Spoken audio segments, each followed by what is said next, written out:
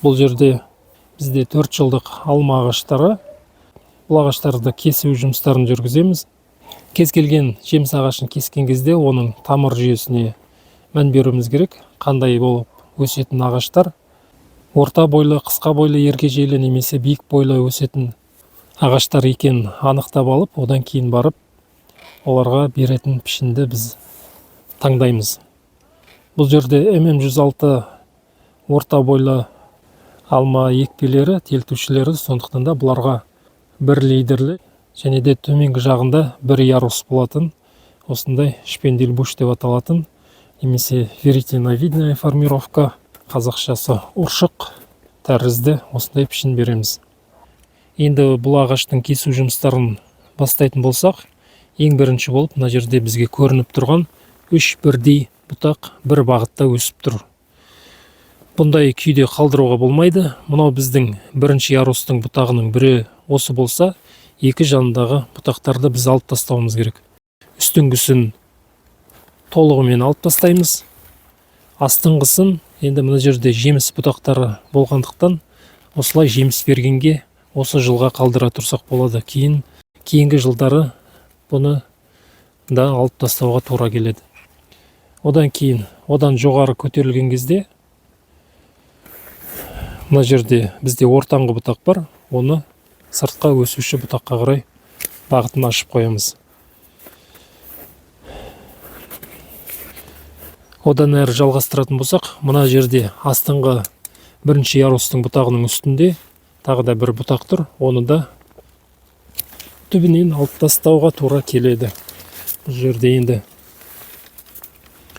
екі бұтақты бірдей алып тастадық, сондықтан да мына үшінші бұтақты қалдыра тұруымның себебі сондықтан. Мына жерде біріншіден 1-2 жеміс гүлдік бүршіктері бар, екіншіден мына жерге жараны көп салмау үшін. Келесі жылы бұл да міндетті түрде алып тасталынады. Енді әрі қарай әрбір бұтақпен жұмыс істейміз. Мынау енді бірінші ярустың бұтағының үстіңгі және астыңғы бұтақтарын алып тастаймыз.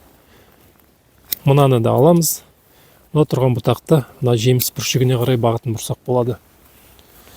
Одан әрі мынау өте мықты жоғарыға кеткен бұтақтардың қажеті жоқ. Біздің мынандай әлсіз бұтақтарын қалдырып қоямыз. Одан жоғары көтеріле бере, ненің жоғарғы жағында бағытын кішкене мына жаққа бұрдық, және де мынау тұрған бұтағын қысқа алып осылай қайырып қоямыз. Одан кейінгі бұтақты алып қарайтын болсақ, ол бұлай тігінен жоғарғы қарай өскен сияқты болып тұр. Бұл жерде бәсекелестерін аламыз. Одан кейін жанындағы бұтақты бәсең өсуші бұтаққа қарай бағытын бұрып қоямыз. Одан кейін бұл бұтақты бұлай жанына қарай жатқызып тартып байлауымыз керек. Жеміс ағашына пішін берген кезде тек қана кесу емес, сонымен қатар оны байлау, тарту, майыстыру жұмыстарында қатар алып барған кезде жұмыстарымыз тиімді болады. Осы қалыпта тұратын болса, бұның күн сәулесінің түсуі де жақсарады, және де бұл бұтақтардың жеміс беруі де жақсарады. Сондықтан да көктем кезінде бұларды тартып байлаймыз күн жылыған соң. Енді келесі бұтақ.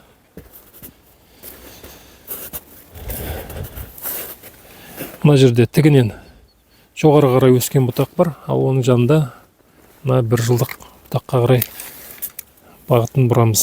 Мынаған қарай. Өйткені әрбір бұтақты жаңарту жұмыстарын ескергеніміз жөн. Өйткені жеміс бұтақтарының ескіріп кетуі тез ақ. Бұлар тез ескіріп кетеді, сондықтан да жаңарту жұмыстарына мән бергеніміз жөн. Мынау бұтақты жеміс беретін бүршікке қарай қайыра тұрамыз. Одан кейінгі бұтақты алып қарайтын болсақ, мынау міне жетекші бұтақ, оның жалғастырушысы. Мынау бәсекесін, мына тұрған бәсекелес бұтағын алып тастаймыз, және де мынау екінші бұтағын қысқа алып қайырып қойсақ болады. Одан кейін жанында тағы да мына күштірек өсуші бұтақ бар, оны мынандай бәсең өсуші бұтаққа қарай бағытын бұрамыз. Одан кейінгі төртінші бұтақ, оны да мына сыртқа қараушы бұтақтарға қарай бағытын бұрамыз. Және де мына жерде де күшті өсуші бұтақ бар, оны да осылай қысқа алып қайырып қоямыз. Біз осылай төменгі ярустың 4 бұтағын таңдап алдық. 1, 2, 3, 4. Бұлармен жұмыс істеп болдық. Енді одан жоғарыда орналасқан бұтақтарды кейбірін жеміске қалдырамыз, не кейбірін артқа қайтарамыз. Мынау сияқты екіге бөлініп кеткен, мынау жыланның тілі сияқты, немесе қарлығаштың құйрығы дейді. Мұны міндетті түрде біреуін қалдырып, біреуін алып тастауымыз қажет. Әрбір бұтақ бір ғана бағытта өсуі қажет. Бірдей өсу күшіне ие екі бұтақты қалдырып қоюға болмайды. Мына жерде де дәл солай. Не мына төменге қараған бұтақты қалдырамыз, немесе арғысын қалдырамыз деген сияқты. Әрбір бұтақта солай ұш жағына таңдау жасауымыз қажет. Бұл жерде мына астында бұтақ болғандықтан, мына бұтақтың бағытын былай оңға қарай бұрған дұрыс болады. Қай жерде бос орын бар, соған қарай бағыттай береміз. Мынаны да сыртқа қарай бағыттаймыз. Мынаны негізі артқа қайтарып тастасақ дұрыс болушы еді. Жаңару үшін бұл бұтақты артқа қайтарамыз. Мына тұрған бұтақты да мына жеміс беруші бүршікке қарай бұрып қоямыз. Одан кейін бізде тағы бір бұтақ қалды, мына тұрған. Оны да мынандай бағытын сыртқа қарай бағыттаймыз, әрқайсының бағытын сыртқа бағыттаймыз. Енді жоғарғы бұтақтарының біразымен жұмыс істеп болдық. Енді жоғарғы жақта мына лидерді анықтап ерекшелеп қоямыз. Мынау біздің лидеріміздің жалғастырушысы, жетекшісі. Оның мына бәсекелесін алып тастадық. Арғы жағында тағы біреуі бар, оны да алып тастаймыз қазір. Мына бәсекелес бұтақтың екіншісін алып тастаймыз. Сонымен мына тұрған бұтақтардың ұштарын біз қысқартпаймыз. Ұшын егер де қысқартатын болсақ, бұл бұтақтар тез жуандайды, және де 3-4 жерінен бұтақ өсіріп шығарады. Оның бізге қажеті жоқ. Сонымен енді бұл алма ағашының кесу жұмыстары бітті. Бізде төменгі ярустың 4 бұтағы таңдап алынды. Олармен бәсекелес болатын бұтақтар алынды, және де мына ортаңға лидер таңдалып, оның жанындағы ескірген бұтақтар қайта өсуге артқа қайтарылып, және де мына бірнеше тарам болып таралып кеткен бұтақтар, олар бір бағытта әрқайсысы кесілді. Одан кейін тағы да бір мән беретін нәрсе, бұл жерде 1 жылдық бұтақтардың ұштары қысқартылған жоқ. Әрбір бұтақ ұштары қысқарған жоқ. Мына ең жоғарғы лидердің ұшын ғана кішкене алып қойдық, одан басқа қалған бұтақтардың ешқайсының ұшын қысқартқан жоқпыз. Бұларды қарасақ, әрбірі гүлдік бүршіктермен аяқталып тұр. Сондықтан бұл бұтақтар мына ағаштың ұша басындағы жемістің салмағымен әрқайсысы майысатын болады. Бізге сол қажет. Екіншіден, бұл бұтақтарды біз былай кесетін болсақ, мына бір жерден болсын, кез келген жерден біз кессек, бұл жерден кемінде 2-ден бастап 3-4 бұтақ бұл жерден таралып шығады.